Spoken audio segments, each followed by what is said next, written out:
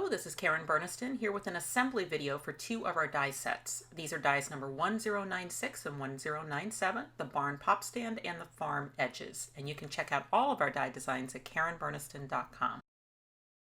The barn pop stand is a re-release of a previously licensed design that was very popular. It's got those cute little sliding doors so you can hide something inside the barn. And to show off both the barn and those decorator dies, I will be making this card in the video today. So this video is going to serve as the assembly video for the farm edges as well. The animals always have their own separate assembly videos, and then I'll also use our new Howdy word and our memory charms. There are 13 dies in the barn pop stand set, and for my classic red and white barn today, I will start with the red pieces. So I'm going to cut through 2 layers so that I can have 2 barns. That's pretty easy to do with a nice open die like that. Then I'm also going to cut the 2 sliding doors. You can use any die cutting machine that can accommodate a wafer thin die, and today I'm using my Spellbinders Platinum 6. Now, since I want to have an opening for the window and an opening for the door, on the front barn I'm going to tape in the dies that would create those holes and then run it back through my machine. And I had intended to have the longer one at the bottom go a little bit over the edge, but I see I'm a little bit short, so I'm just going to take my scissors and remove that extra little bit of cardstock. The other pieces for the barn will be cut out of white, and I can cut those all at the same time. I do recommend glue for the assembly. I'm going to use my LINECO neutral pH adhesive in my fine tip bottle, and we do sell both of those items on our website. My first step is going to be to assemble the sliding doors. So I'll need this piece here, which has cuts in it, and I'll slide the upper part of the door underneath that middle slat. Then I'm going to repeat that for the other door on the other side. Now in the upper part of that door, there are some little tick marks that show you where it should be folded over. So you just fold over and then pull the door down until the fold is just resting against the slat. And then just repeat that for the other door. Okay, so by folding on the tick marks, the upper part of that door is going to fold over and line up perfectly with the top of the rectangle. So a little glue across the top of the rectangle to seal those doors shut. And you do not have to worry about that little seam at the top of the door. That's fine. It's going to be completely covered once you put the little X door overlays on each side. And that is the assembly of the sliding doors. You can see they just slide along those little strips. So then when I go to add this to the barn, I just want to make sure that I don't use any glue in the middle portion where those little things have to slide. So I could put glue just out on the ends, that's fine, but you also have the option to put it along the top and the bottom, just as long as no glue gets down into the runner strip itself. Placement is pretty easy because the white strip is the same width as the barn, and you just use the sliding doors themselves to figure out the vertical location. So I would just make sure that the doors are right along the bottom of the barn and then just slide that white strip until it just spans the width of the barn perfectly. Okay, barn doors in place, and of course I can slide those and straighten them until they completely cover the opening. And then for the window frame, it just needs glue around the perimeter, and then that will fit right down over that rectangle cutout. Before I put the roof on, I'll add a little glue at the top of the barn and put the weather vane in. And for that one, I cut it out of a silver metallic cardstock. And then there is the roof line to go across the top of the barn. And you can definitely use the barn as a standalone. It doesn't have to be a pop-up. For the re-release, I included a clump of hay and a clump of grass, and the hay works perfectly up in the window. In this case, I put 2 of them. Okay, now let's work on making a pop-up card. You always choose your card size. So for today's card, I'm going to make a shortened A2 top fold. That means 4 1/4 by 10 on the cardstock, scored in the middle for folding. And then to that, I'm going to add 2 paper squares that are each 4 inches by 4 inches. Now the squares are going to represent my inner pop-up card. And the reason that I cut them into individual squares instead of just folding them is that I want this card to be able to open up fully flat. So I would rather not have a full fold glued inside a full fold. Instead, I will just put those squares up next to the fold on my backing card and then tape them together with some removable tape, leaving that little gap in the fold so that the paper doesn't bunch. Then I'm going to use the pop stand die. That's this one. And I'll use the alignment nubs, which would normally go right over the fold, but for this card, the fold is actually the gap between the two pieces.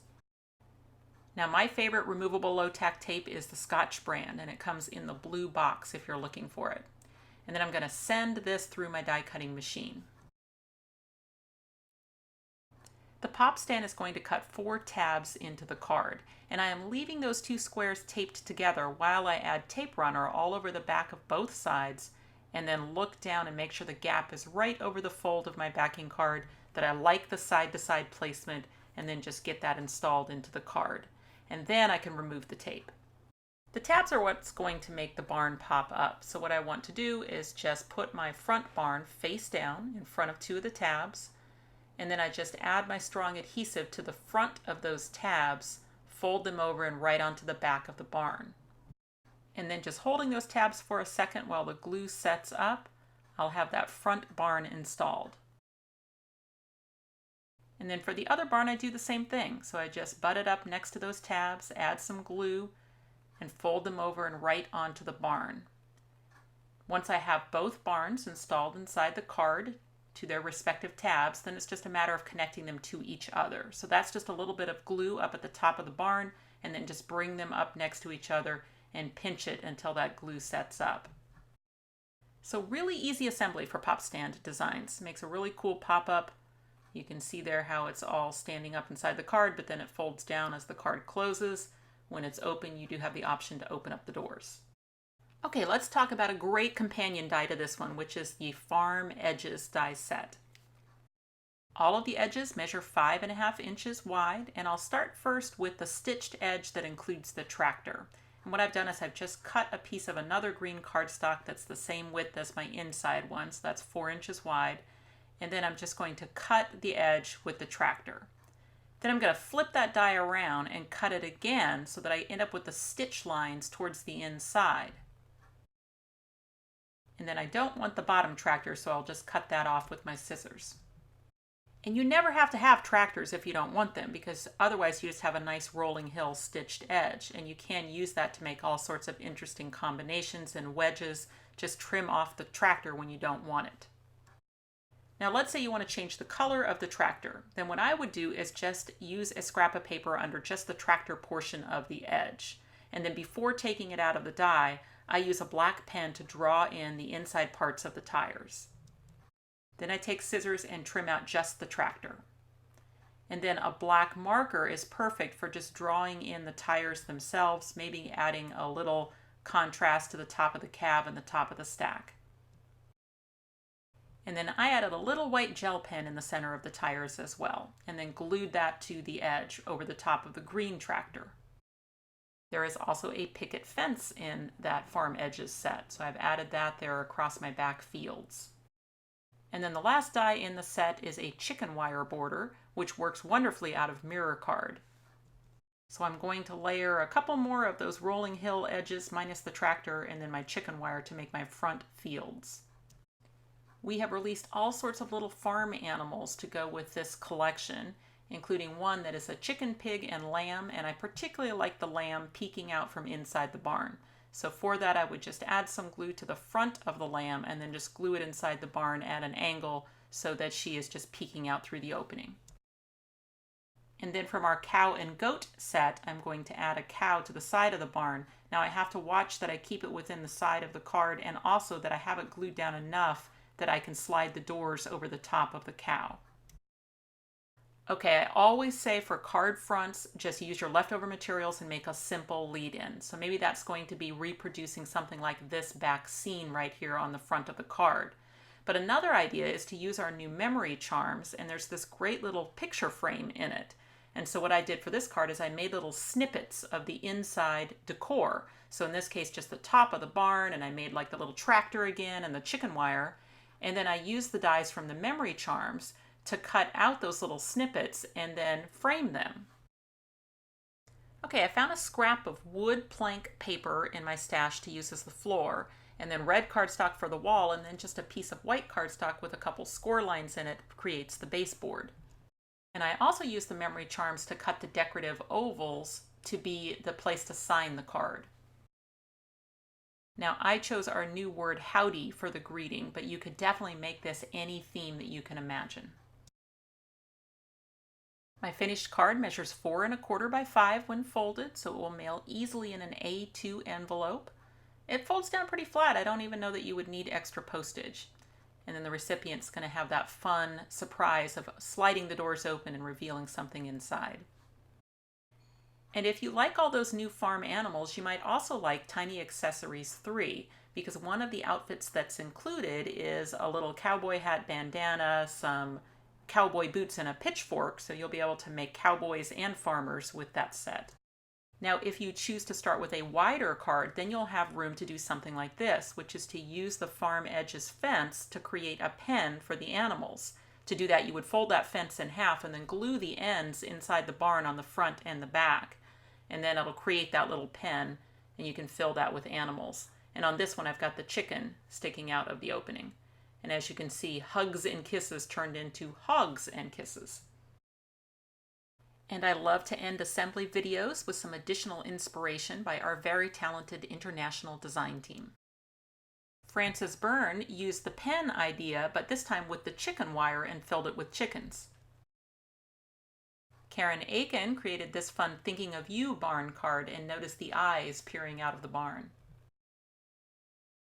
Fran Sabad made a birthday party barn, and I like how she added the greeting behind the sliding doors. I love Lois Bach's choice of that wood grain on the barn for this card, and look at how the piggy is the farmer. Kelly Booth made this great Howdy Friend barn card, and she mixed in some super cute stamps from Riley & Company. Karen Aiken also mixed the dies with some Riley & Company stamps, and this time she used the mechanism from the cupcake pop-up for the barn. Check out this awesome card by Frances Byrne, where she created a barn scene on the front of the card, and then when you open it, our pop-up family room creates this fun little cow den. Lois Bach got clever with the floating floor die from the House and Fence pop-up card, doubled it, and created this great barnyard. And Sandy Diller also made a double floating floor barnyard card, this time filled with a whole herd of cows. Lois Bach used the barn and the farm edges on the front of this card, and then decorated the inside with the photo collage pop-up, filling all of the little frames with animals. And then another great menagerie by Lois Bach, this time making a double woven basket box card and then creating an entire barnyard scene inside. The barn pop stand and farm edges, along with all the other dies you've seen, will be available mid-July from our website, as well as a lot of your favorite online and local retailers. Thanks for watching. If you click on the website link, you'll go to KarenBurniston.com, where you can find out information about purchasing these dies, as well as links to all my other social media accounts. You can subscribe to this YouTube channel and check out some of my other videos. Thanks so much for watching, and I'll see you next time.